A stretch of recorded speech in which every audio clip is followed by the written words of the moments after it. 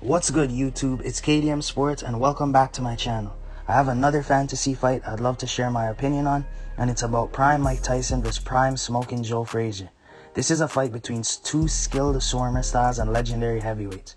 My personal opinion on a fight between Mike and Joe is really whether Joe could survive Mike's onslaught early on. They're both similar in build, and they're both fighters that have to close the distance on opponents because they're shorter fighters with a shorter reach. That's where the similarities stop though, because Joe and Mike's method to get to their opponents was different. Joe was bobbing and weaving with the greatest left hook of all time. Mike was more complete. Prime Tyson's method was to slip side to side with a jab and then land body to head combos.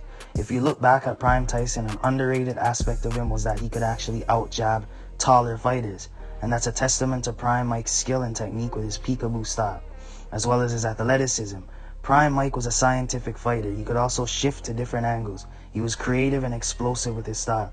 That's what made Prime Tyson special. Although Tyson is more skilled than Joe, the big weakness of Tyson has always been the cardio. Tyson could go the full 12 rounds in his prime, but I still believe his power and pace would begin to slow down.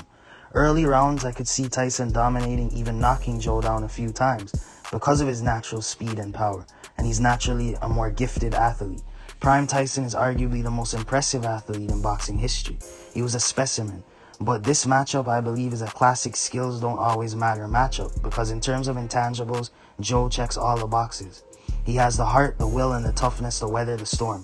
Joe Frazier has never actually been knocked out. He's been stopped, but never knocked out against George Foreman. He's got knocked down 8 times, but got up every time. I don't believe Tyson hit as hard as George. I think Tyson's power more came from a combination of speed and the angles he was able to get on his opponents. George was big, physically imposing, and heavy-handed. Even now he could hit a heavy bag and it would sound like a sledgehammer beating down a wall.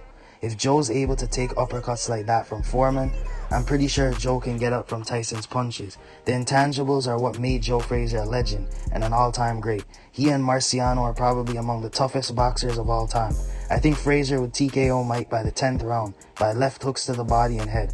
Thank you to everyone for the continued support, and make sure to subscribe, like, share, and if you've got any opinions, feel free to leave it in the comment section below.